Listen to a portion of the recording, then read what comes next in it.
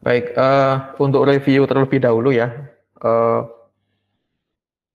Pada materi-materi sebelumnya, pada dasarnya kita sudah membahas terkait analisis lingkungan internal, eksternal, dan bagaimana menentukan strategi organisasi atau strategi dari bisnis yang sedang dijalankan oleh organisasi. Kita sudah membahas juga terkait beberapa pedoman ya. Saya menyebutnya pedoman karena pada dasarnya ada fleksibilitas untuk pemilihan pedoman tersebut. Jadi tergantung dari analis bisnisnya, mereka nyaman menggunakan pedoman yang seperti apa. Nah, yang telah disampaikan pada perkuliahan ini atau pada materi-materi yang telah disampaikan di Google Classroom, itu adalah pedoman yang lazim atau umum ya dipakai oleh pemula untuk menganalisis strategi bisnis. Jadi itu adalah modal kita untuk memahami nanti seumpama ada pedoman-pedoman lain yang lebih advance atau yang lebih kompleks ya. Pada materi ini kita batasi saja untuk yang mendasar dulu itu Anda pahami betul, kuasai betul konsepnya dan teknisnya, kemudian bagaimana cara perhitungannya kalau memang ada kuantifikasi atau ada hal yang sifatnya membutuhkan angka-angka untuk dianalisis. Nah, itu kemarin kejadian di materi terkait SFAS ya. Di SFAS sendiri ada IFAS dan EFAS. IFAS itu untuk internal ya.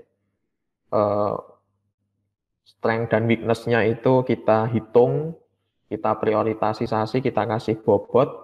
Kemudian di eksternal ada opportunity dan threat. Dan kemudian itu disebut dengan SWOT analisis ya. Jadi SWOT analisis yang lengkap itu memang harus sampai ketemu strateginya seperti apa. Jadi eh, pasti melibatkan yang namanya SFAS ya. Baik analisis secara internal maupun eksternal. Jadi seperti itu konsep mendasar yang ada di materi-materi sebelumnya. Jadi SWOT analisis itu tidak hanya berhenti pada kondisi internal itu seperti apa ya, kondisi eksternal itu seperti apa ya, kemudian selesai. Bukan, ya, bukan semacam itu. Bahkan dia berguna untuk hasilnya ya, berguna untuk selain menentukan strategi juga bisa untuk merevisi atau menyusun visi misi baru. Misalnya di materi sebelumnya kan kasusnya adalah pada contoh itu strateginya adalah SO ya, kalau nggak salah ya kemarin. Itu ada strateginya SO, Strength Opportunity. Artinya organisasi tidak perlu melihat dulu weakness dan threat-nya, jadi fokus saja di SO. Karena berdasarkan perhitungan pastinya threat dan weakness-nya itu memiliki bobot atau skor yang kecil, ya sehingga risk atau risiko terhadap aktivitas yang akan dilakukan organisasi itu juga kecil, ya tidak berdampak terlalu signifikan. Jadi mending fokus saja di strength dan opportunity. Dan itu keputusannya didasarkan pada analisis kuantitatif yang bisa berdasarkan visualisasi atau perhitungan skor di tiap strength, weakness, opportunity dan threat. Jadi semacam itu ya lengkapnya kalau kita memang serius ingin melakukan analisis dengan SWOT analisis. Nah, kemudian kalau sudah ditentukan strateginya, ya misalnya SO kemarin, langkah selanjutnya apa? Kita seperti yang di bagian terakhir ya materi ketujuh itu seingat saya sudah saya sampaikan bahwa kita perlu melihat ulang ya visi misi, vision and mission dari organisasi kita. Apakah sudah sesuai dengan strategi yang kita fokuskan di strength dan opportunity atau tidak? Kalau sudah sesuai, kita cek lagi ya objektif ya tujuan dari organisasi kita kan kemarin kan ada Ada yang menyebut MOS, ya, MOS framework, ada yang menyebutnya VMOS. Bedanya cuma ini ya di visi.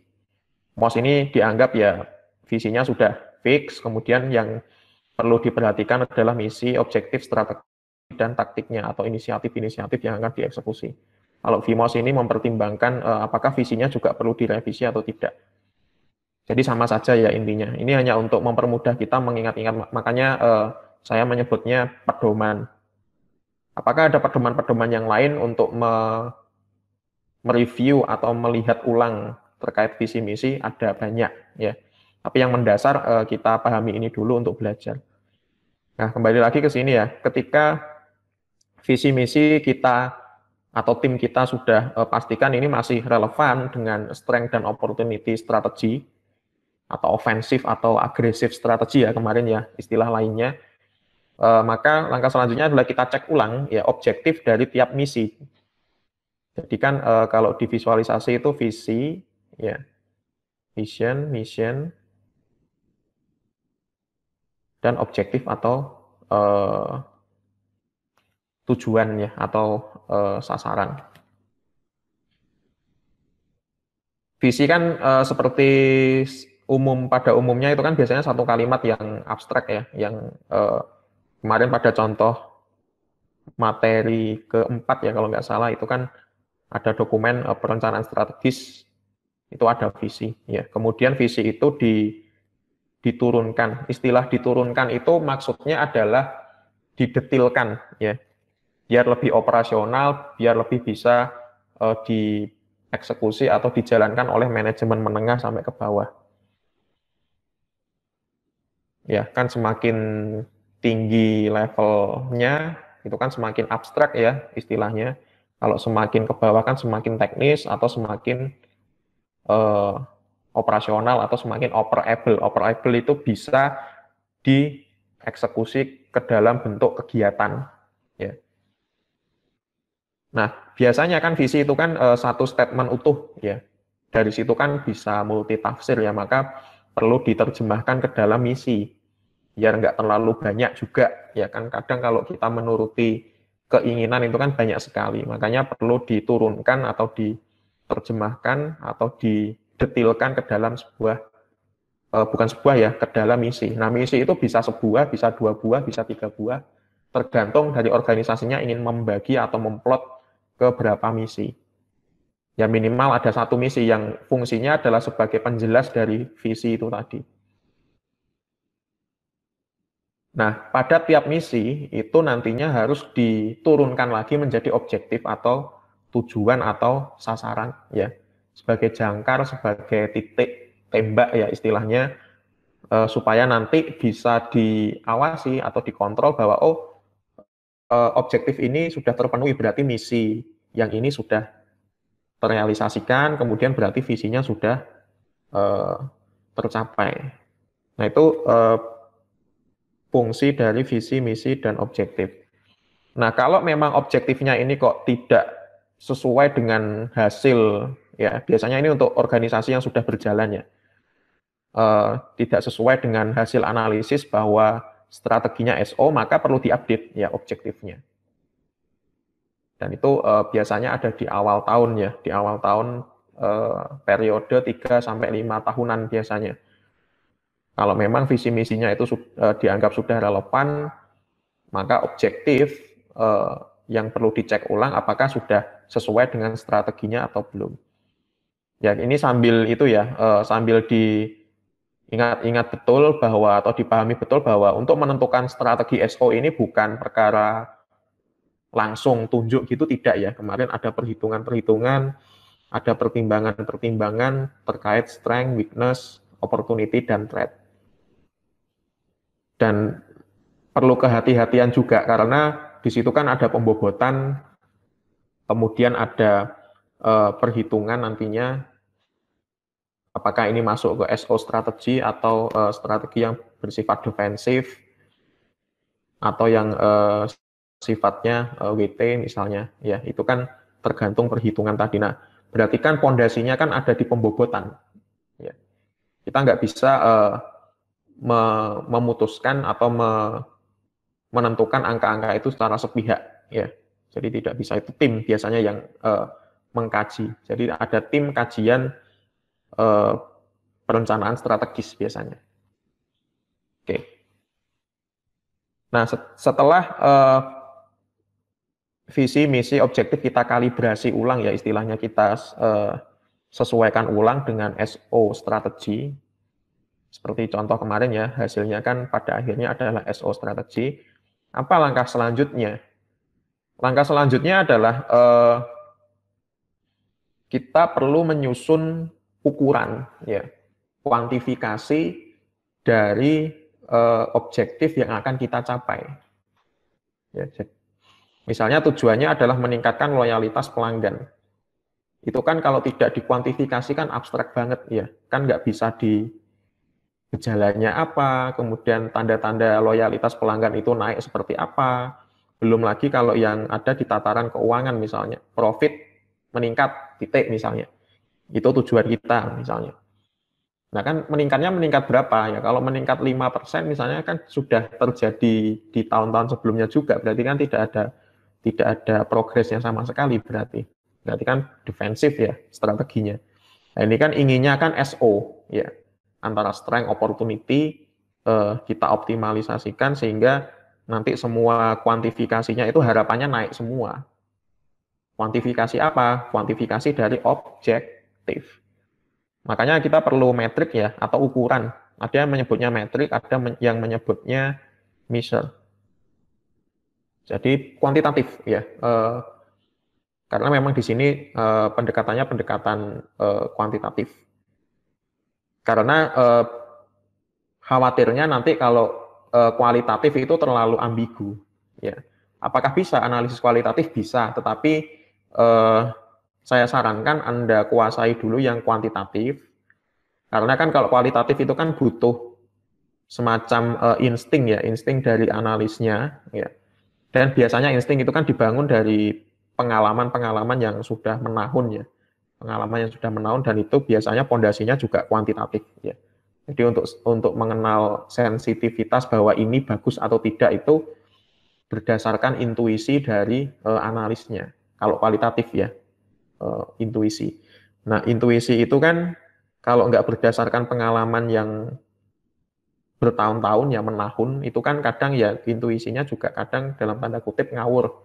Nah, biar tidak disebut ngawur itu ya kita belajarnya mending dari kuantitatif dulu. Jadi tegas ya. Oh, ini sekian persen. Oh, ini turun sekian persen.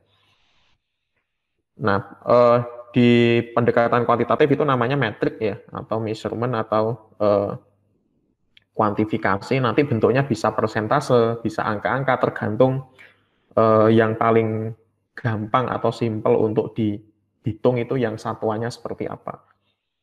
Nah, untuk menentukan metrik atau measurement ini, kita perlu pedoman lagi nih, namanya balance scorecard. Ya. Balance scorecard. Kenapa kok perlu balance scorecard ini? Supaya metrik yang kita tentukan nanti di setiap objektif yang sudah kita tentukan, itu betul-betul terjaga kesejajarannya dengan visi misi yang telah kita tentukan. Ya. Jadi di sini pedoman-pedoman itu tujuannya adalah satu ya, alignment, sinergisitas. Ada yang menyebutnya sinergi, ada yang menyebutnya kesejajaran, ada yang menyebutnya kesesuaian antara visi, misi, dan objektif.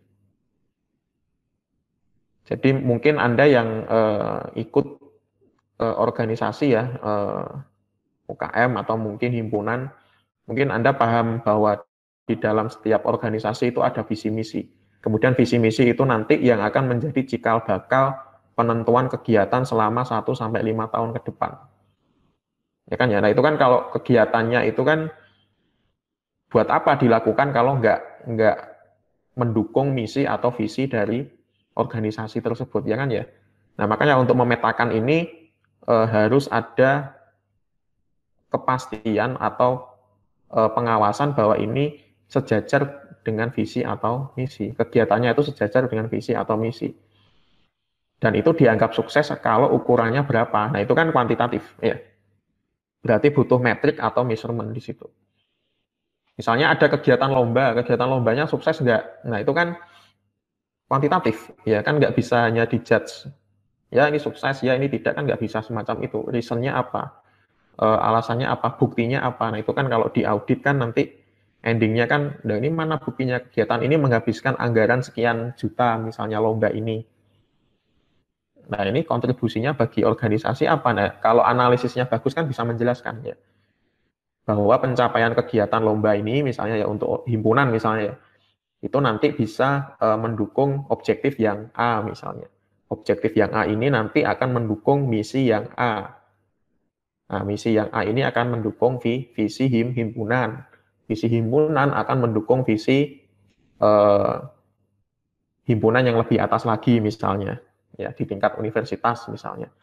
Nah itu kan harus sinergi semua sampai endingnya adalah ke kinerja dari Universitas Brawijaya. Jadi semuanya terkontrol.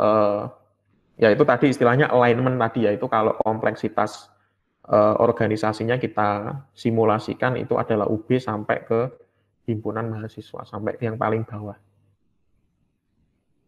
Nah, penyusunan metrik atau measurement ini pakai balance scorecard. Nah, apa itu balance scorecard? Mungkin Anda juga sudah sering ya mendengar istilah ini karena di SI ini adalah tools, bukan tools ya, saya mungkin ada yang menyebutnya tools, tapi saya sekali lagi menyebutnya pedoman. Ini adalah pedoman yang sangat sederhana, yang paling gampang, tetapi juga powerful. Powerful itu artinya dengan analisis yang sederhana kita bisa mendapatkan keputusan atau informasi akhir yang sangat berguna bagi organisasi, dan itu lengkap ya meskipun sederhana. Nah dia dicetuskan oleh Kaplan dan Norton. Ini anak-anak akuntansi ya yang familiar dengan nama-nama ini. Mungkin Anda ketika belajar akuntansi di SMP atau SMA juga kadang mendengar nama-nama dua orang ini ya, Kaplan dan Norton. Itu buku yang pertama membahas terkait balance scorecard, itu adalah buku terbitan tahun 96 dan sekarang masih relevan ya. Kemudian balance scorecard merupakan sekumpulan ukuran ya, tadi saya istilahkan matrix atau measurement ya, yang bisa diukur secara kuantitatif, dipilih secara cermat karena nanti di dalamnya ada beberapa komponen-komponen atau objektif ya, yang itu merupakan prioritas-prioritas utama yang dianggap sangat signifikan atau bisa memiliki dampak yang tinggi terhadap aktivitas organisasi. Tentunya sesuai dengan strategi yang telah ditentukan sebelumnya, misalnya SO tadi. Ya. Kemudian ukuran yang ada pada balance scorecard bisa digunakan oleh pimpinan di dalam organisasi itu sebagai media, ya, media untuk mengkomunikasikan hasil. Nah biasanya kan kalau tadi ya misalnya ada kegiatan terkait loyalitas pelanggan, misalnya pimpinan ingin menunjukkan bahwa atau pihak pimpinan ingin informasi, misalnya analis bisnisnya diminta untuk presentasi misalnya, bagaimana kegiatan atau program loyalitas pelanggan yang kemarin bagi-bagi hadiah misalnya. Nah itu kan kalau ada metrik yang nanti akan dipandu oleh balance scorecard, itu kan akan lebih bagus ya hasil presentasinya dan akan lebih logis. Kemudian bisa juga dipakai sebagai pendorong kinerja atau performance driver ya, yang digunakan organisasi untuk mencapai misi dan tujuan. Artinya nanti di dalam satu organisasi itu punya pemahaman yang sama. Oh, objektifnya ini, targetnya ini. Ya. Jadi pembagian tugas, pembagian peran orang-orang yang ada di dalam tim misalnya, nanti yang diserai tanggung jawab untuk mengeksekusi suatu program kerja itu akan merata ya, akan logis. Oh ternyata kita kurang orang yang ahli di bidang ini. Nah nanti kan bisa menjadi umpan balik juga. Ternyata kita perlu merekrut seseorang yang cocok untuk mengeksekusi inisiatif atau program kerja tertentu misalnya. Nah, kemudian prinsipnya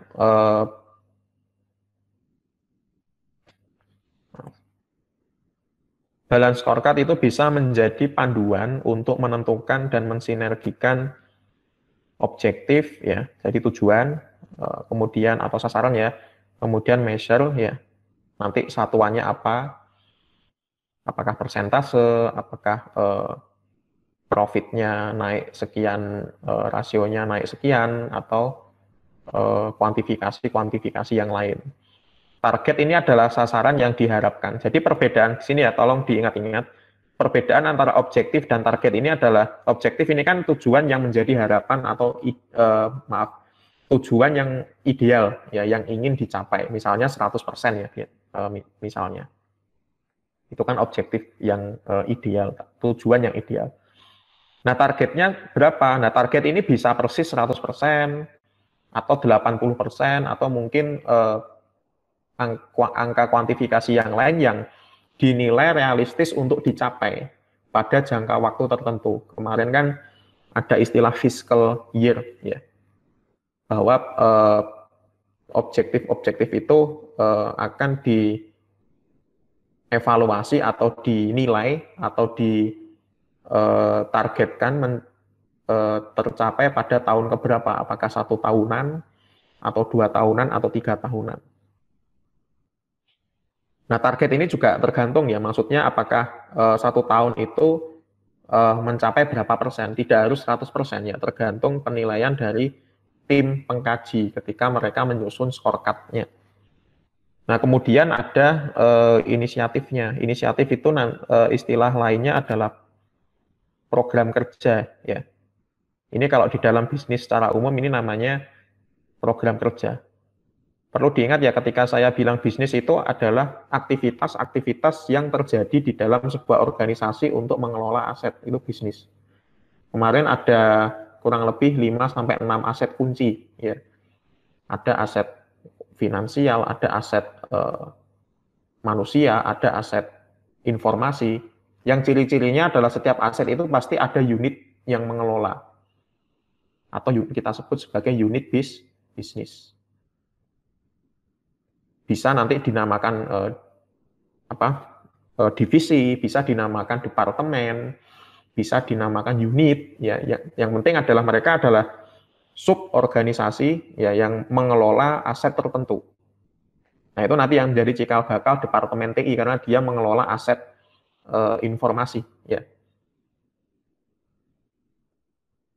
Nah, berarti departemen TI itu adalah salah satu contoh unit bisnis atau tidak, Pak? Iya, jawabannya. Jadi unit bisnis itu banyak, ada unit bisnis misal tergantung dari aset yang dikelola ya. Misalnya ada aset produk misalnya, berarti kan dia butuh unit bisnis yang fokus untuk pengelolaan atau manajemen produk. Di situ dia bertanggung jawab untuk mengelola produk yang dihasilkan oleh organisasi. Nah, kalau unit bisnisnya informasi, apa tanggung jawabnya? Dia bertanggung jawab untuk mengelola informasi atau distribusi informasi yang ada di dalam organisasi. Tentunya kan sekarang kan pakai itu ya, teknologi informasi. Nah, inisiatif ini kalau di unit bisnis yang lain itu mungkin familiar ya, yang kita kenali ya, misalnya di keuangan, misalnya ada kegiatan audit program pekerjaannya, atau mungkin di sumber daya nanti ada program kerja rekrutmen anggota baru. Nah, kalau di unit TI itu juga beberapa mungkin sama, tapi ada yang menjadi ciri khas ya, inisiatif-inisiatifnya. Misalnya yang pertama mengembangkan sistem informasi X ya. Biasanya itu banyak berbentuk project ya. Projectnya TI kan berbeda ya dengan project-project yang lain. Kalau di mata kuliah manajemen proyek SI ya.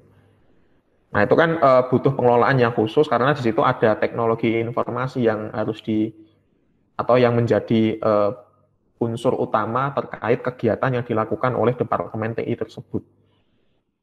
Nah, itu juga dia sebagai unit bisnis, dia juga terkunci dengan prinsip dari balance scorecard yang berlaku di dalam sebuah organisasi.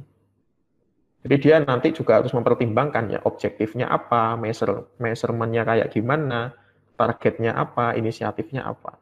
Itu kalau kita melihat bahwa di dalam organisasi itu pasti ada unit bisnis, terutama unit bisnis terkait teknologi informasi atau pengelola informasi yang biasa disebut Departemen TI itu ya. Nah, objektif, kembali lagi ya, objektif, measure atau metrik, target, dan inisiatif inilah yang kemudian diistilahkan dengan scorecard. Ya. Karena di dalamnya ada metrik kuantitatifnya, kemudian ada hal-hal lain yang harus juga ditulis ya. Makanya disebut kartu skor. Kartu skor itu apa? Ya nanti ada kegiatan-kegiatan yang itu ada target nilainya dan pencapaian nilai saat ini seperti apa kalau kita melihatnya nanti di akhir ya, evaluasi suatu organisasi di akhir tahun biasanya. Scorecard kayak rapot gitu ya. Jadi rapot itu kan ada kalau kalian KHS ya ada mata kuliah. Nah, anggap saja mata kuliah itu adalah target yang harus dicapai oleh organisasi selama 1 tahun.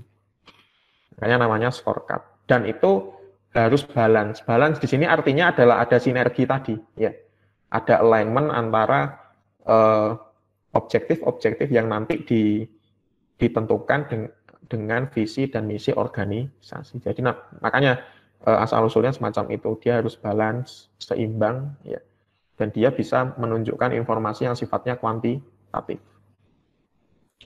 Nah, balance scorecard sendiri sebagai sebuah pedoman itu terdiri dari empat domain atau ada yang menyebut 4 perspektif. Ada 4 hal yang perlu diketahui oleh seorang analis, ya.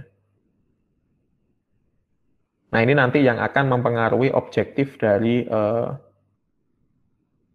tiap organisasi ya.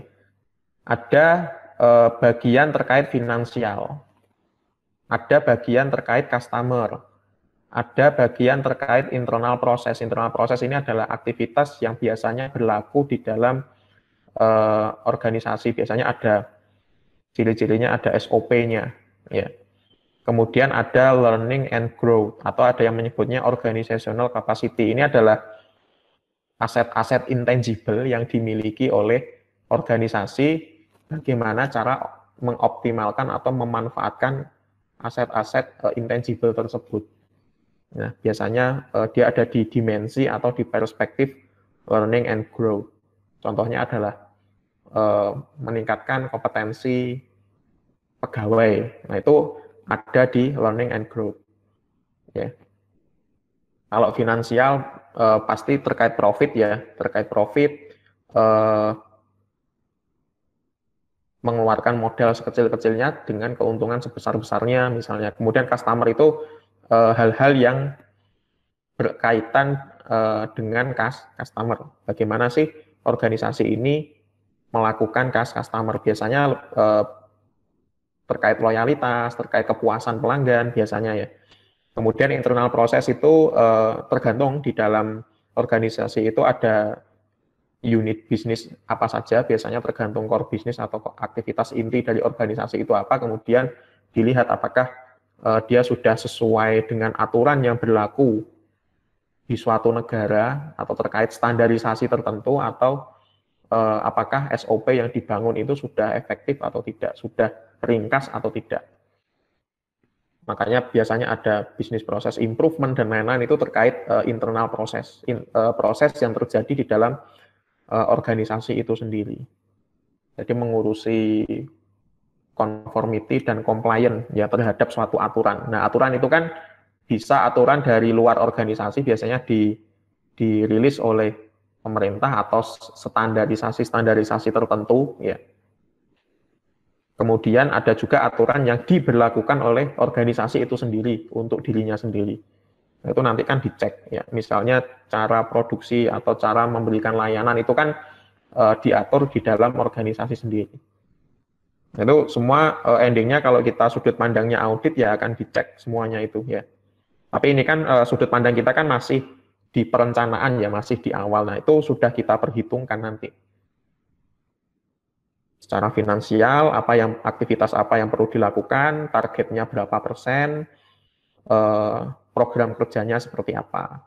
Dari sisi customer sama ya sampai dengan learning and grow. Apakah keempat hal ini berlaku di unit bisnis yang kita sebut tadi sebagai Departemen TI, Pak? Iya, jawabannya. Tapi nanti balance scorecard-nya ada namanya sendiri, bukan balance scorecard yang umum, ya. Tapi IT balance scorecard, di mana nanti komponen-komponen, nanti kan di tiap perspektif ini kan ada komponen-komponennya ya.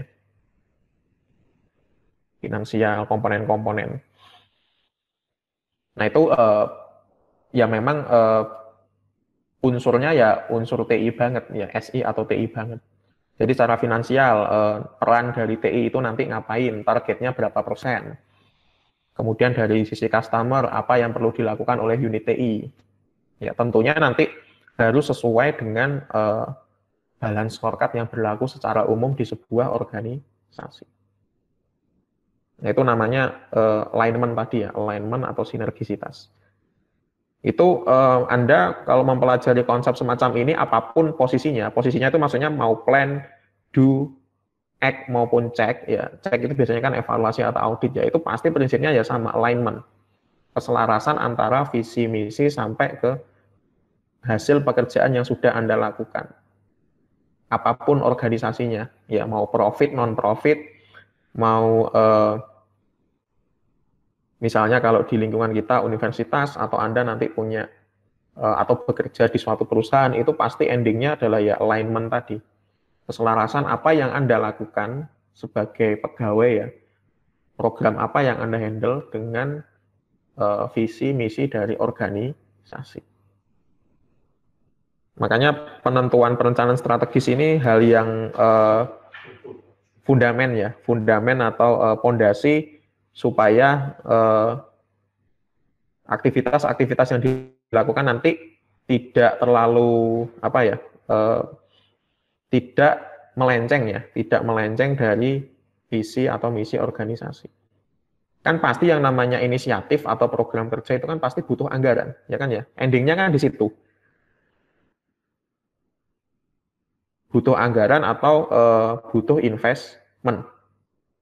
Nah, misalnya kalau dari sisi Departemen TI, Anda punya inisiatif, program kerjanya adalah berupa pembangunan sistem informasi keuangan misalnya, ya. Dan itu kan pasti ada hubungannya dengan Departemen Keuangan, makanya harus sinergis tadi. Nah, yang menentukan merencanakan proyeknya kan pasti unit TI, ya kalau memang yang diserahkan pekerjaannya atau penanggung jawabnya itu adalah unit TI. Dan pasti secara manajerial yang sifatnya desentralisasi, unit keuangan pastikan mengeluarkan anggaran, ya. Dia invest ke unit TI supaya nanti anggaran itu bisa menghasilkan sistem informasi keuangan. Nah, nanti kalau sistem informasinya nggak bagus seperti apa ya, nanti dicek ya, apakah memang sistem informasi ini yang terkait keuangan ini betul-betul bisa secara metrik ya, bisa meningkatkan hal-hal yang diinginkan oleh Departemen Keuangan atau mungkin organisasi secara umum. Karena sudah terlanjur menggelontorkan anggaran kan ya. Dan nanti kan fail atau suksesnya itu kan tergantung dari metriknya tadi. Ya. Program kerja ini dinyatakan sukses atau gagal itu kan tergantung dari metriknya. Ukurannya tadi yang sudah disepakati bahwa misalnya proses analisis keuangan menjadi meningkat kecepatannya sebanyak 20% misalnya. Nah itu kan perlu dibuktikan juga ya. Misalnya ternyata kok tidak memenuhi target ya, berarti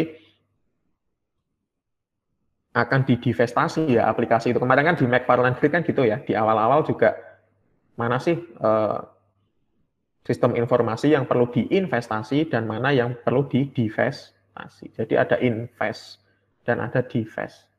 Divest itu endingnya biasanya di stop ya, layanan atau produknya itu di stop karena dianggap membebani organisasi. Kalau dianggap mendukung kegiatan atau mendukung visi misi organisasi biasanya diinvest terus. ya dikasih modal terus ya, biasanya kayak gitu. Prioritasnya menjadi tinggi. Tapi kalau sudah di divest itu berarti usulannya adalah SI atau platform ini sebaiknya dihentikan saja karena menjadi beban, karena tiap tahun kan menggelontorkan uang juga ya untuk operasionalisasinya.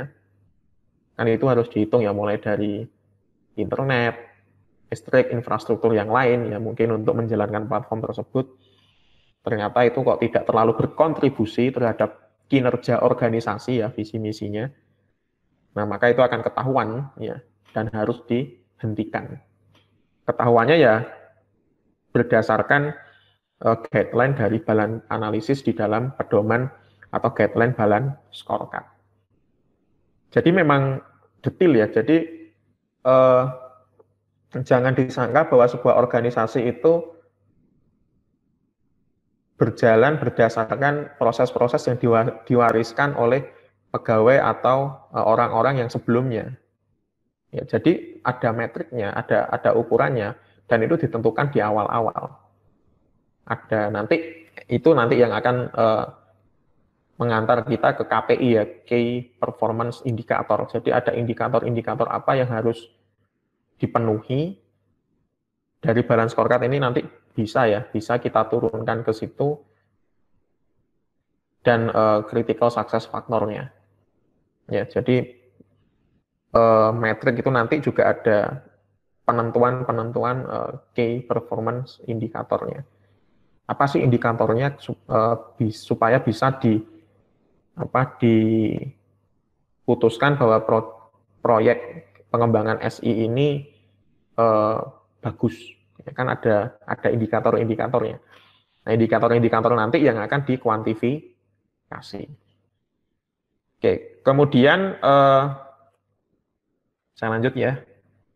Fungsi balance scorecard ini normatif saja ya. Intinya adalah untuk membantu organisasi mengkalibrasi ya, atau mensinergikan antara aktivitas organisasi dengan visi misi yang dimiliki oleh organisasi. Jadi sebagai kiblatnya ya istilahnya ya. Kemudian pendorong peningkatan mutu komunikasi atau distribusi informasi secara internal maupun eksternal. Artinya gini, balance scorecard itu wajib diketahui oleh semua. Ya, semua baik pada level top level manajemen sampai bottom level manajemen. Karena kalau nggak gitu mereka nggak terdorong untuk kerja ya sesuai dengan visi misi yang sudah diatur oleh para analis ya. Jadi kebijakannya nanti dari pimpinan juga logis ketika akan menentukan sanksi misalnya atau reward untuk pegawai atau karyawannya ya kan ya. Kalau metriknya fair kan di-share semua kan ya, berarti kan ada pemahaman yang sama ya kan ya. Sehingga nanti kalau ada reward and punishment itu juga logis gitu ya. Itu terkait kultur ya nanti ya, kultur di dalam organisasi. Jadi harapannya kan dari metrik yang jelas atau target yang jelas, maka ada peningkatan performa di dalam organisasi. Kemudian yang terakhir ini adalah acuan pengawasan dan evaluasi. Biasanya kalau audit, ya kalau kita bicara audit, memang hal-hal yang dicek itu ya keselarasan. Yang dicek pertama kali itu pasti visi misi, ya visi misi organisasi Anda apa, visi misi departemen keuangan Anda apa, visi misi departemen TI Anda apa, aktivitas apa saja yang sudah Anda lakukan.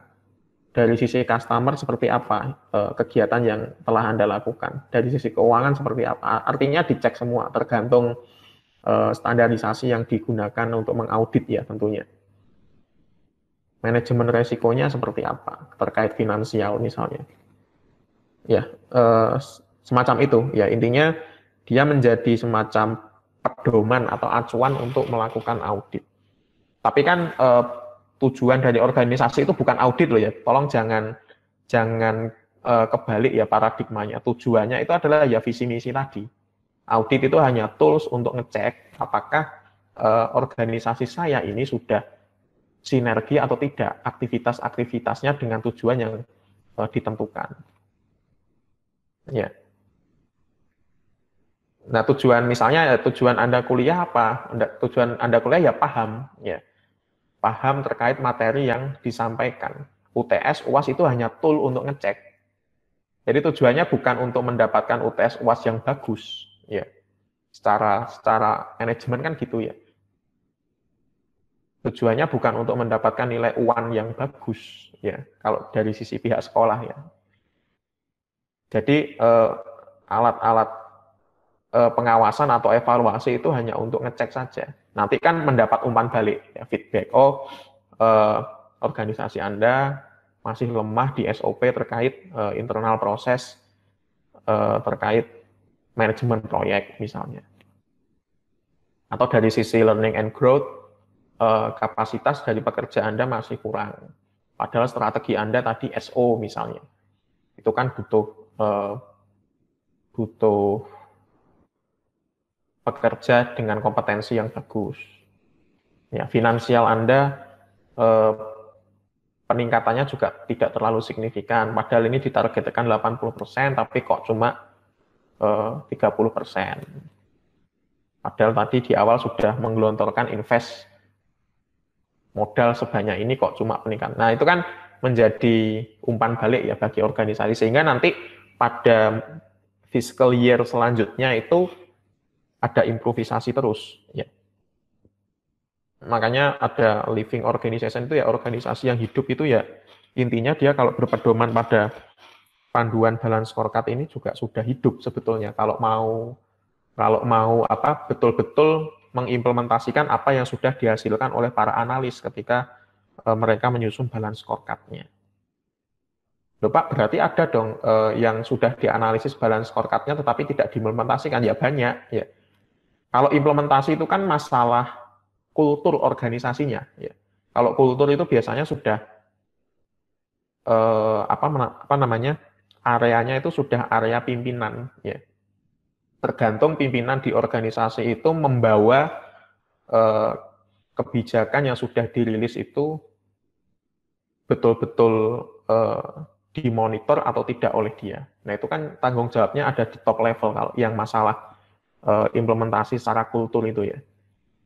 Misalnya sudah disepakati balance scorecard dengan metrik yang seperti ini, tetapi ketika ada target yang tidak tercapai ya tidak diberi punishment apa-apa misalnya. Ada yang pegawai yang kinerjanya overestimate artinya sangat bagus sekali, targetnya 80%, dia dapat 100%, tidak diberi reward apa-apa. Nah itu kan lama-lama kan kulturnya kan jadi jelek. Nah itu makanya balance scorecard ini mendukung dari sisi analisisnya. Kalau dari sisi implementasi ya kembali ke tangan para pemegang kebijakan di top level management. Atau mungkin sudah ada reward-nya tapi nggak fair, itu kan lama-lama juga kan masalah motivasi itu kan internal dari personalnya masing-masing. Nah itu kan tanggung jawab peran leading ya di dalam manajemen itu kan ada leading, ya. Ada planning, ada organizing ya kalau nggak salah ya di manajemen itu ya. Kemudian ada actuating, controlling, leading, dan evaluating ya. Itu kan manajemen standar kayak gitu ya. Kayak visualisasi balance scorecard mungkin di referensi-referensi seperti ini ya untuk memudahkan Anda untuk memahami konsep dari balance scorecard. Jadi visi misi organisasi itu menjadi driver ya, poros penggerak ya. Jadi nanti kalau Anda membaca referensi kok ada istilah driver itu dia berperan sebagai penentu atau poros penggerak aktivitas ya. Kalau ada istilah enabler itu Anda istilahkan saja itu sebagai pengatur juga ya. Enabler itu sebenarnya konsepnya adalah ada objek yang kalau dia tidak ada, maka objek yang lain itu tidak ada. Ya. Jadi enabler. Jadi dia harus ada, wajib ada, sehingga nanti hal-hal yang lain berkaitan dengan objek tersebut itu bisa eksis. Ya. Makanya namanya enabler. Kemudian kalau ada SET ya, SET itu berarti dia yang menentukan secara kebijakan. Ya, di materi kedua kalau nggak salah ya itu ada istilah set and enable, itu hubungan antara organisasi dengan TI. Ya.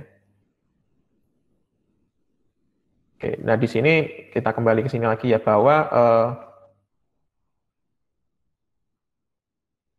visi misi itu menjadi driver pencapaian tujuan pada setiap perspektif balance scorecard. Jadi ada 4 perspektif ya, finansial, ya, customer, internal process, learning and growth. Ada yang menyebutnya employee learning and growth, ada yang menyebutnya organizational capacity.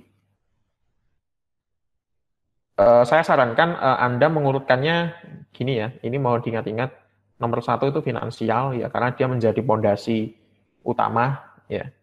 Yang kedua itu adalah customer, yang ketiga itu adalah terkait internal process, yang terakhir yang keempat itu adalah terkait learning and growth.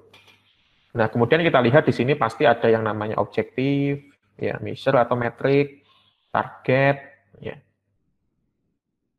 Kemudian inisiatif atau program kerja. Di perspektif yang lain juga sama, ya. Nah, kita akan bahas satu-satu, ya. Tiap perspektif ini sebenarnya apa sih yang diinginkan? Di sini mungkin sudah ada kata kuncinya, tapi bahasa asing ya, bahasa Inggris. Kita akan bahas itu. Nah, kemudian gambar panah ini menunjukkan bahwa ada sinergi atau kesejajaran antar perspektif. Ya, jadi antara finansial dengan customer itu ada sinergi. Antara customer dengan internal proses itu juga ada sinergi. Antara internal proses dengan employee itu juga saling sinergi. Bahkan customer ini juga harus sinergi dengan finansial, dengan learning and growth, selain dengan internal proses. Jadi kombinasi 3 dari 4 ya. Customer versus finansial, customer versus internal proses, customer versus employee learning and growth. Begitu juga dengan finansial, dia harus sinergi dengan 3 perspektif yang lain ya.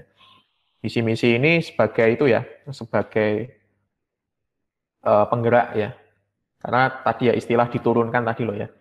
Visi diturunkan jadi misi, diturunkan jadi objektif, diturunkan jadi strategi. Strateginya kan SO ya tadi ya. Sebagai contoh saja itu. Oke, kemudian setiap perspektif terdiri dari sasaran ya, objektif, ukuran atau metrik ya, kemudian target yang diharapkan dalam fiscal year tertentu, kemudian ada inisiatif, program kegiatan atau program kerja. Oke, kita mulai dari finansial perspektif. Prinsip dari perspektif ini adalah bagaimana organisasi bisa memenuhi harapan dari shareholder terhadap kinerja keuangan organisasi. Jadi shareholder itu gini ya, sederhananya saja ya ini kita definisikan. Pihak yang memiliki saham ini kan bisnis banget ya kalau definisi ini.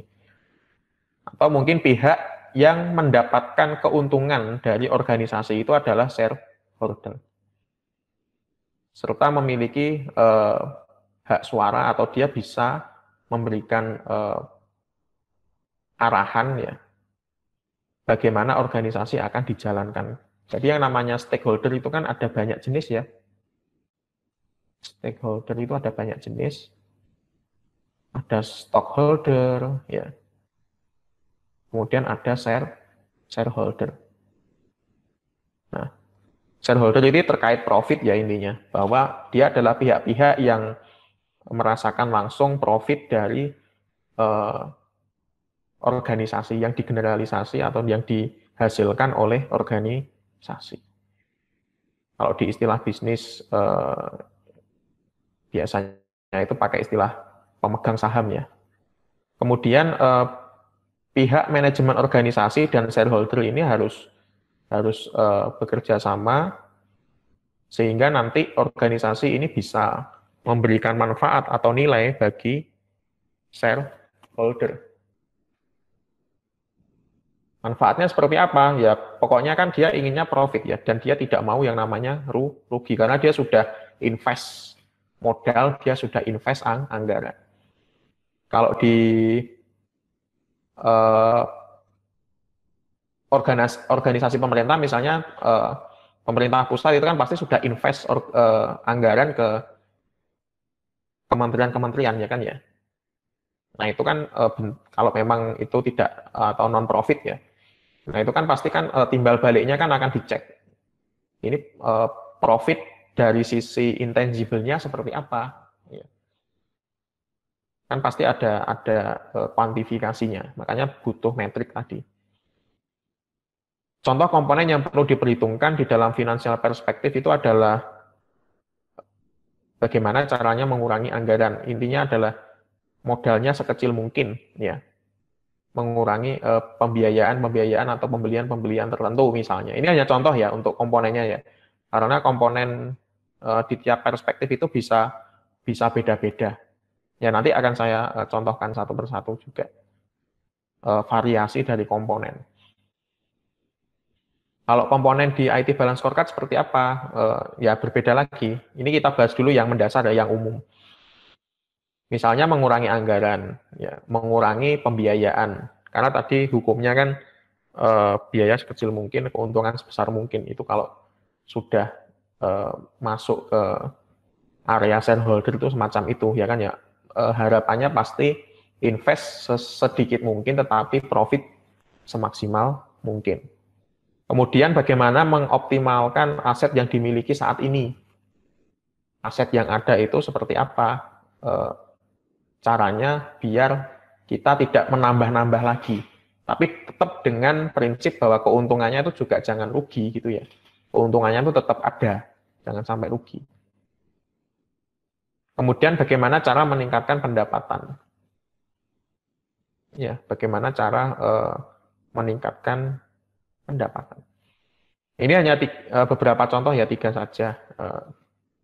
Nanti setelah ini di dalam visualisasi akan banyak contoh yang lain ya terkait komponen-komponen. Intinya adalah prinsipnya adalah bagaimana sih organisasi ini bisa memenuhi harapan dari shareholder. Kalau kita sudah pakai istilah shareholder itu pasti ada kaitannya dengan profit. Ya. Intinya gimana caranya biar untung sebanyak-banyaknya dan tanpa mengalami kerugian sesedikit pun. Ya. Kemudian dari sisi customer, prinsip ini perspektif ini prinsipnya adalah manfaat atau nilai seperti apa yang bisa diberikan ke pelanggan, ya, ke customer, supaya organisasi bisa mencapai target-target keuangan yang telah ditentukan di finansial perspektif tadi. Makanya tadi saya urutkan ya, kalau belajar mending diurutkan saja. Yang pertama itu finansial, yang kedua itu adalah customer. Tadi sudah saya contohkan misalnya kalau customer itu biasanya terkait loyalitas ya misalnya, komponennya misalnya. Nah itu kan kalau loyalitasnya tinggi kan juga pasti nanti endingnya adalah punya impact ke profit atau revenue ya kan ya dari organisasi. Jadi punya impact ke perspektif keuangan ya. Tapi ini kita fokus ke customer saja. Apa sih yang bisa kita inisiasi ya?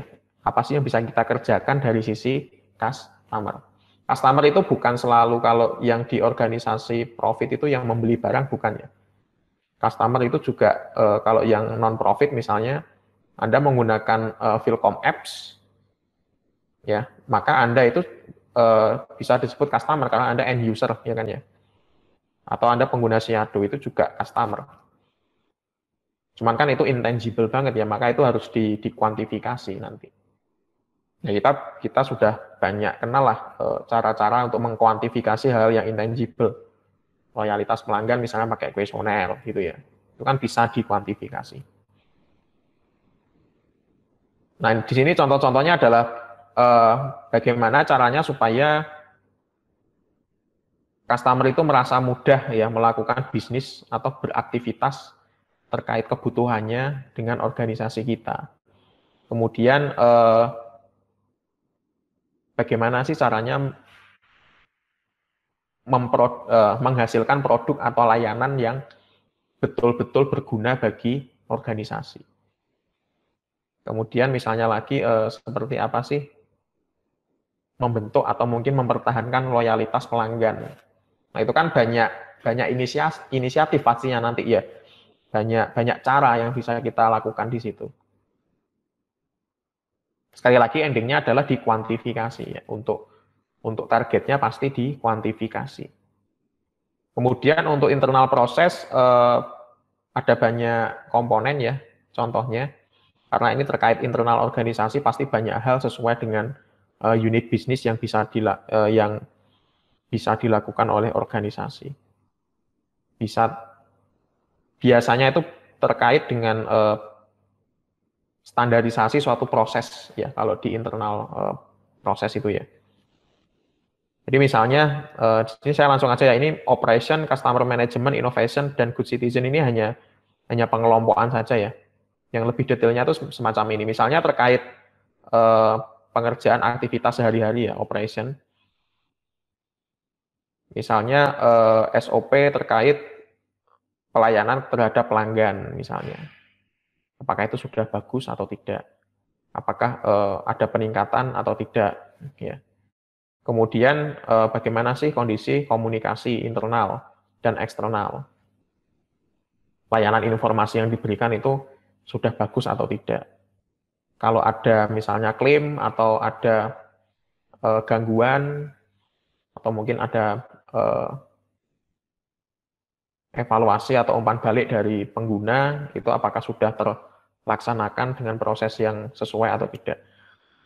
Kemudian pengelolaan pelanggan ya customer management, lalu ada inovasi-inovasi kalau memang di dalam organisasi itu membutuhkan komponen terkait inovasi ya di internal proses. Tapi memang biasanya terutama untuk organisasi yang profit ya, yang menghasilkan produk atau layanan tertentu yang income generating-nya benar-benar tangible ya berupa uang, itu inovasi biasanya menjadi hal yang perlu diperhitungkan ya ketika menganalisis perspektif internal proses. Jadi apa yang bisa diinovasi? Ya. Kemudian yang terakhir adalah kepatuhan terhadap peraturan. Ini tolong diingat-ingat ya. Kepatuhan terhadap peraturan. Itu terdiri dari dua jenis ya. Ada yang disebut compliant, ada yang disebut conformance. Ya. Compliant itu adalah organisasi itu patuh atau dianggap sudah sesuai dengan aturan-aturan yang diberlakukan oleh pusat pemerintah ya atau dari eksternal organisasi. Misalnya ada standarisasi keamanan informasi yang ada aturannya dari Kominfo misalnya. Atau dari standarisasi pengelolaan sumber daya manusia misalnya yang ada aturannya juga di Depnaker misalnya. Nah, itu namanya adalah compliant ya. Jadi aturan yang dibuat oleh eksternal organisasi. Itu compliant. Nah, conformity ya itu adalah kepatuhan organisasi terhadap aturan yang dibuat dan diberlakukan di dalam organisasinya sendiri. Yaitu namanya conformance. Ini kalau diterjemahkan bahasa Indonesia sama loh ya artinya. Compliant dan conformity ini adalah kepatuhan atau kesesuaian. Cuman dua istilah ini ada cara pemakaiannya. Ya, ini sudah compliant, ini sudah conformant. Nah, conformant itu ketika Anda menyebut bahwa aktivitas di dalam organisasi itu sudah sesuai dengan standarisasi yang berlaku di lingkup organisasi Anda sendiri. Misalnya pengendalian mutu produk itu kan organisasi sendiri yang punya ya, sesuai dengan produk atau layanan yang dihasilkan ya kan ya. Dia kan punya standar kualitas sendiri. Yaitu namanya conformity ya atau conformant. Controllingnya itu ya sesuai tidak dengan standarisasi yang Anda lakukan, yang Anda tentukan di dalam organisasi. Nah, kalau makanan ini halal atau tidak itu kan dari eksternal yang menentukan, ya misalnya. Itu namanya compliant. Nah, mana Pak yang harus diutamakan? Ya dua-duanya harus ada semua, karena organisasi kan nggak mungkin lepas dari aturan-aturan eksternal itu kan ya nggak mungkin. Kemudian di dalam organisasi juga pasti ada aturan-aturan tersendiri yang membedakan antara organisasi satu dengan organisasi yang lain, meskipun core bisnisnya sama misalnya, sama-sama di akademik misalnya, atau sama-sama di layanan informasi misalnya. Itu kan pasti conformity-nya bisa beda-beda, ya. Tapi compliance-nya sama pasti, karena mereka memiliki core bisnis yang sama, pasti ada aturan eksternal yang diacu, dan itu sama. Ya gampangnya dari pemerintah lah, itu pasti sama kalau itu, mengacunya ke sana. Ingat-ingat ya, compliance dan conformity, atau conformance. Oke, kemudian yang terakhir ada learning and growth. Ya, pada prinsip ini, pada perspektif ini, prinsipnya adalah bagaimana caranya supaya intangible asset, misalnya orang, sistem, culture di dalam organisasi itu bisa mendukung ya atau support kegiatan-kegiatan atau aktivitas bisnis yang telah kita definisikan di internal proses tadi. Jadi tidak semua harus diperhitungkan ya di sini. Jadi harus ada hubungannya dengan internal proses tadi yang sudah kita tentukan tadi. Nah, internal proses sendiri tentunya juga harus support ke perspektif customer dan perspektif finansial yang kita hitung di situ. Jadi nanti lama-lama ketika organisasi ini berjalan tuh nggak ada ya aktivitas yang tidak nyambung satu sama lain. Pasti punya kontribusi ke lintas perspektif, dan nanti endingnya kalau di balance scorecard itu bisa kita trace sampai ke misi bahkan visi organisasi. Jadi nggak ada yang namanya kegiatan yang tiba-tiba muncul atau tiba-tiba ada ide yang mungkin sudah saya ceritakan di beberapa pertemuan yang sinkron kemarin ya, misalnya, wah organisasi sebelah pakai teknologi big data, besok minggu depan saya harus pakai big data juga di organisasi saya. Nah itu kan nggak mungkin ada yang semacam itu kalau memang kulturnya betul-betul leadernya itu sudah paham bahwa yang namanya fungsi dari balance scorecard itu semacam ini. Bahwa kinerja dari organisasi itu ya sudah ditentukan di awal, dan nggak bisa ada inisiatif yang tiba-tiba muncul di tengah jalan, itu nggak ada. Kalaupun ada ya berarti harus merombak semua balance scorecard-nya, ya kan ya. Itu kan berarti kan ya kita harus perhitungkan mana yang paling efektif dan efisien.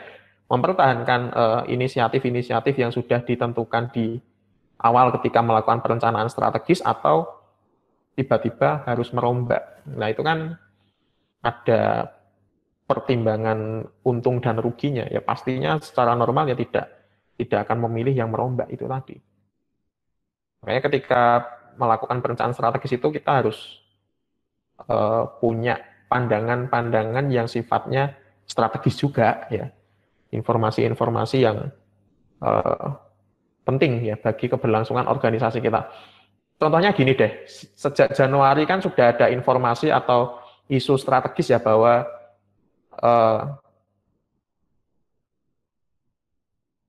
pada tengah tahun itu sudah luring semua, ya. Itu isu strategis. Sudah luring semua, ya. Artinya apa? Dampaknya nanti mahasiswa banyak yang balik ke Malang misalnya. Nah, itu kan isu strategis yang seharusnya Anda sadari itu ketika Januari, atau mungkin bahkan 2020 akhir itu Anda sudah bisa menyadari bahwa ada isu nanti tengah tahun sekitar Juli, Agustus itu pembelajaran sudah luring semua. Ya, makanya kalau misalnya kalau kita bicara bisnis yang di luar TI ya misalnya, bisnis kuliner misalnya sudah mulai membangun misalnya stand makanan misalnya, nanti karena untuk menyambut itu mahasiswa-mahasiswa yang kembali ke Malang misalnya, mulai membuka iklan kos misalnya. Nah itu kan kalau strateginya itu pemikiran strategisnya itu nggak sensitif kan, nggak ya diam-diam saja gitu ya, wah ini masih pandemi, besok masih daring, pasti ini Malang masih sepi dan seterusnya. Padahal isu strategisnya sejak akhir 2020 itu pembelajaran itu oleh pemerintah tentunya ya, bukan oleh kampus-kampus ya, oleh pemerintah sudah diinisiasi akan pembelajaran yang sifatnya luring. Nah, apakah betul semacam itu ya kita belum tahu juga ya, kan namanya isu strategis ya. Itu menjadi pedoman arah apakah bisnis kita ini stay tetap dengan suasana pandemi atau tidak. Nah, itu ya. Misalnya coklat klasik di Joyo Grand ke atas itu sudah mulai rame ya, meskipun pandemi ya, itu kan mungkin dia punya isu strategis juga nggak tahu ya, bahwa nanti di tengah tahun 2021 itu sudah banyak mahasiswa yang kembali ke Malang ya. Nah, itu contohnya ya, untuk menyederhanakan bahwa informasi strategis itu semacam itu, dan nanti pastinya juga akan mempengaruhi ketika kita menyusun tadi ya, mulai dari analisis as-fast ya sampai ke penyusunan balance scorecard semacam ini. Jadi orang yang berprofesi sebagai analis itu biasanya pemikirannya bukan pemikiran saat ini ya, tapi pemikiran-pemikiran atau ide-ide yang sifatnya masa depan ya, to be. Tetapi kan kalau namanya ide kan ya banyak sekali, maka harus diekspresikan dengan pedoman-pedoman tertentu yang betul-betul punya kontribusi terhadap kinerja organisasi. Salah satunya adalah dengan menggunakan pedoman dari balance scorecard semacam ini. Nah, nanti kan inisiatif-inisiatif kegiatannya kan bisa ragamnya kan bisa banyak sekali ya. Ini cara meningkatkan loyalitas pelanggan ini bagaimana ya kalau situasinya pandemi semacam ini misalnya. Kan beda caranya meningkatkan loyalitas pelanggan kalau situasinya situasi luring ya. Nanti kalau kita pemikirannya masih pandemi ya, kita nanti inisiatif atau program kerjanya ya online aja ya. Misalnya meningkatkan posting di medsos supaya nanti banyak customer yang terpikat dengan produk atau layanan kita. Padahal tengah tahun sudah luring, itu kan berarti kan prokernya kan nggak berguna ya kan ya, yang semacam itu ya. Atau mungkin target yang ingin dicapai itu sebelumnya itu sudah optimis banget, ini bisa meningkatkan 80%. Tapi ternyata ketika dieksekusi gara-gara sudah suasana sudah nggak daring lagi tapi luring, itu akhirnya nggak efektif ya. Padahal sudah kadung ada anggaran yang diinvestkan untuk proker itu.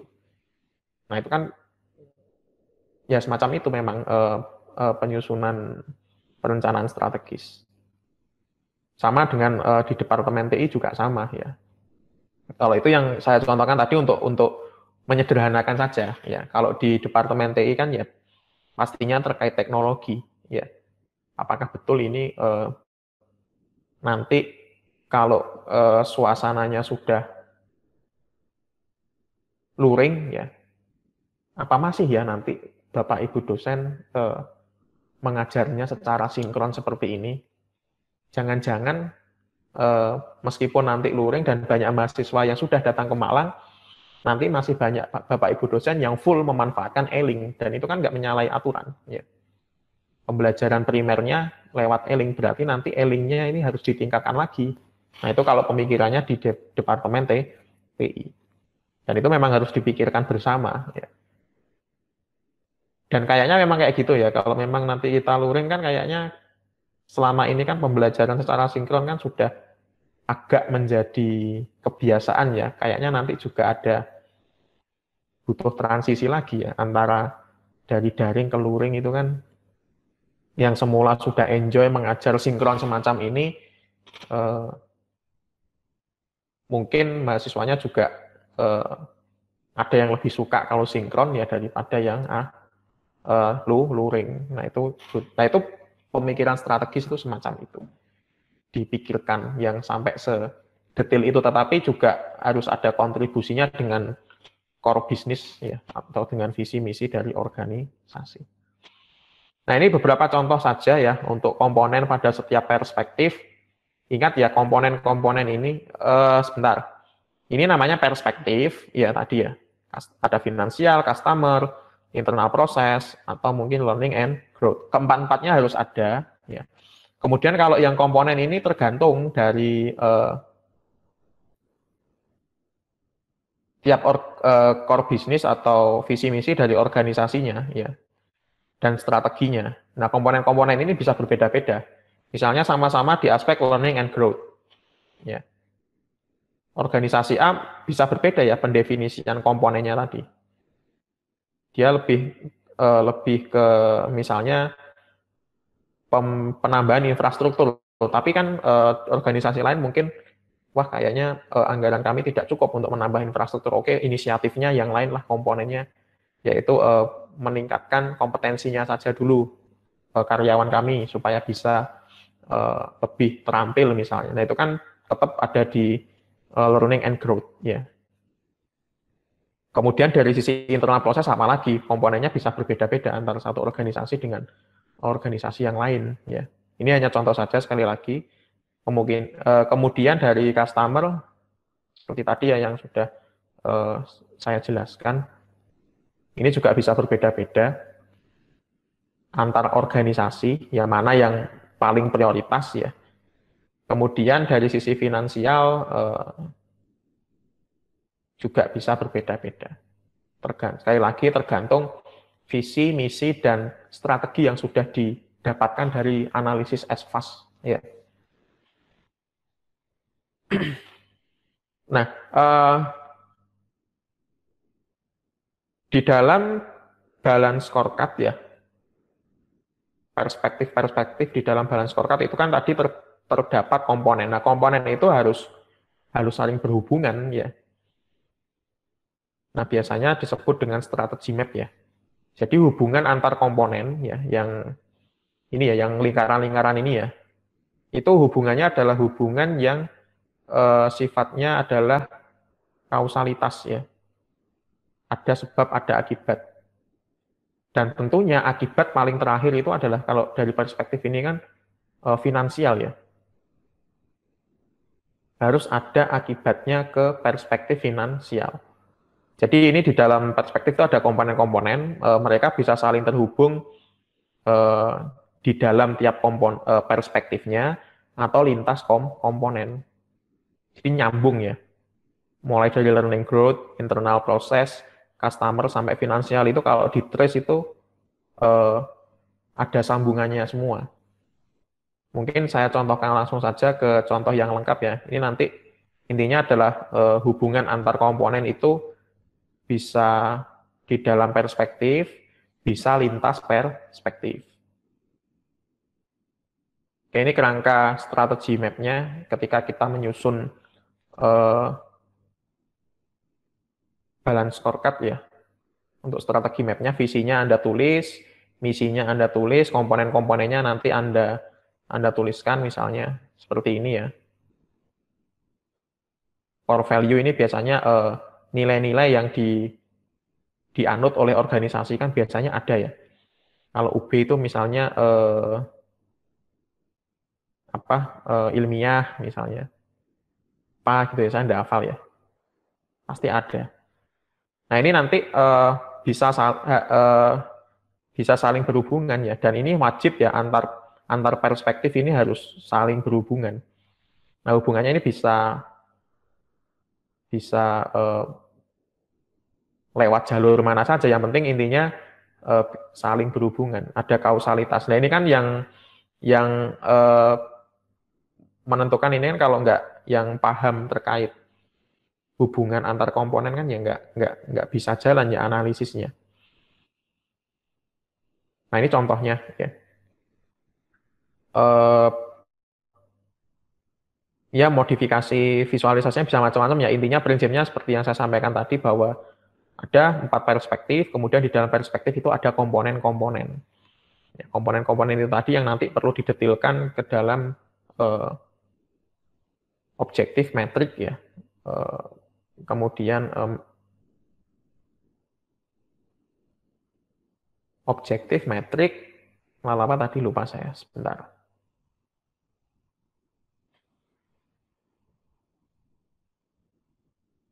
Ya, objektif, metrik atau measurement atau target dan inisiatif. Intinya ada 4 ya tiap komponen nanti.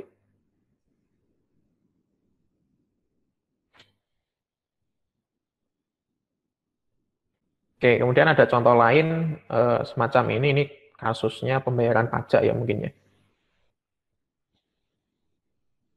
Jadi di sini lihat ya, learning and growth ya. Highly skill bus driver. Jadi dia ingin meningkatkan keterampilan dari sopir bisnya, kemudian empower customer service agent, mungkin ada sales ya yang ditingkatkan supaya dia bisa memberikan layanan yang baik ke pelanggan, kemudian integrated knowledge management system, kemudian dia ingin mengintegrasikan ya informasi-informasi yang ada di dalam organisasi itu melalui platform tertentu ya. Lalu di internal proses ini tergantung core bisnisnya, ada 3 yang ditembak oleh dia ya, ada relationship management, hubungan antar internal organisasi, mungkin dengan suppliernya atau mungkin dengan pelanggannya, standar operasinya ditingkatkan ya. Kemudian inovasi, dia punya standarisasi baru terkait produk atau mungkin layanannya. Kemudian operational excellence, jadi pelayanan yang prima ya. Terkait ini ya, internal proses. Kemudian dari finansial, ini dia sudut pandangnya dibalik ya. Tapi saya sarankan jangan dibalik semacam ini karena akan membingungkan nanti ketika Anda melakukan analisis finansial. Ini misalnya seandainya saja finansialnya ada di atas ya. Dia ingin komersialisasi, kemudian ada menambah misalnya pemodal ya. Kemudian menurunkan anggaran. Nah, kemudian nanti endingnya adalah mungkin ini yang menjadi visi atau misinya ya. Dia ingin menambah manfaat kepada customer. Oke, ini contoh yang agak itu ya, yang sesuai ya urutannya ya.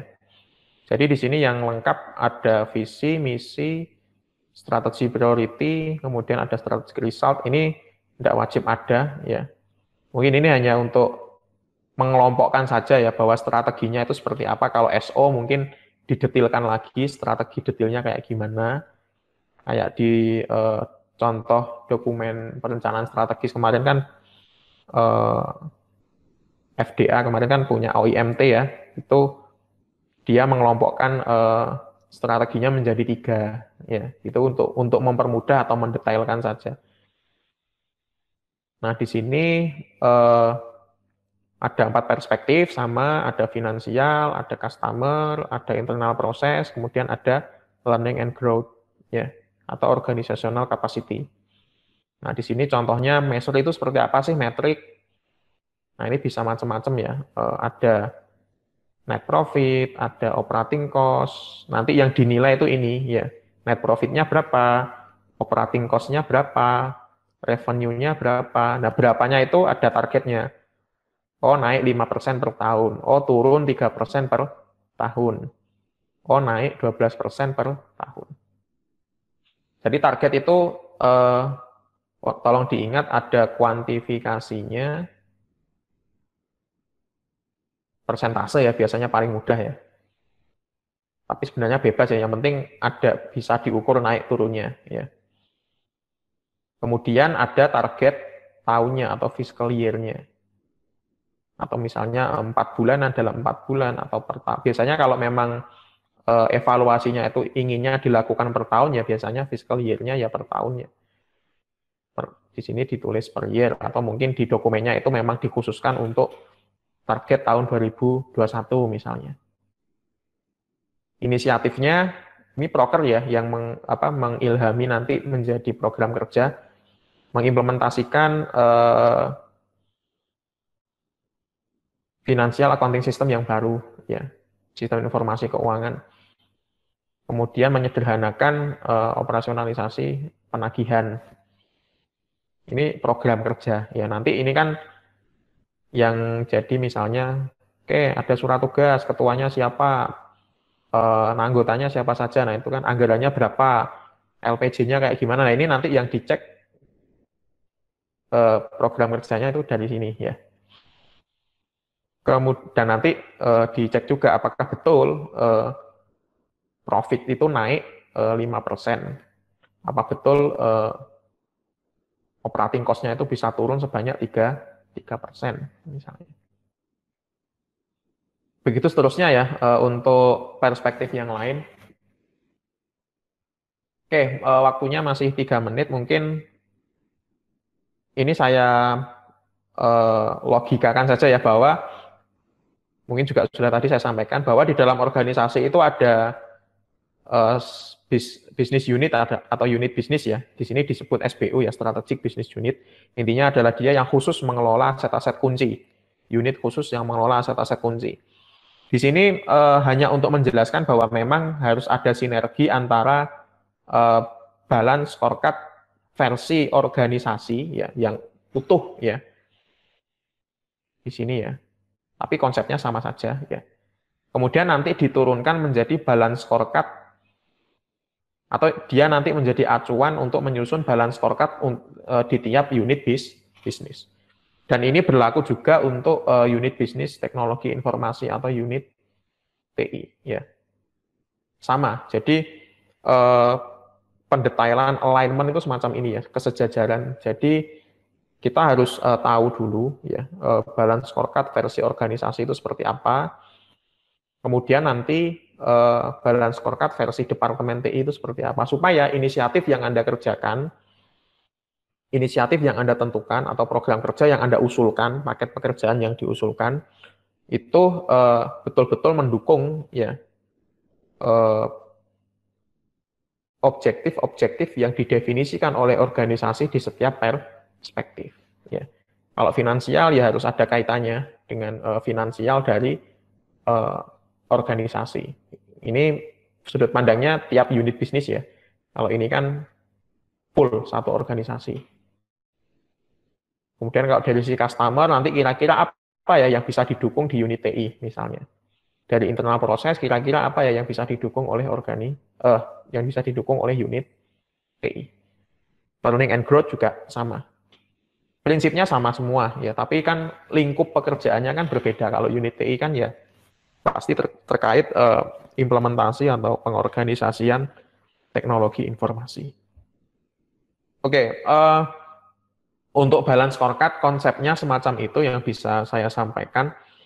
Nanti akan kita lanjutkan terkait IT balance scorecard. Nah, itu yang sudah fokus ya, nanti dari situ akan menghasilkan berbagai macam project ya, atau kegiatan yang mungkin bisa diusulkan untuk mendukung visi misi dari organisasi, seperti contoh yang kemarin ya, yang FDA ya, food drug ya association, kemudian di dalamnya ada unit OIMT ya di contohnya. Nah, ini kan intinya kan OIMT kan support ini ya, tapi kan supportnya itu kan juga harus memperhitungkan ya FDA ini kemana ya arahnya, visinya kemana ya. Lalu nanti OIMT juga memiliki visi yang selaras ya, satu arah atau sejajar atau sinergi. Oke, mungkin semacam itu dulu materi yang bisa saya sampaikan. Mohon maaf kalau ada kekurangan atau ada kesalahan. Wassalamualaikum warahmatullahi wabarakatuh.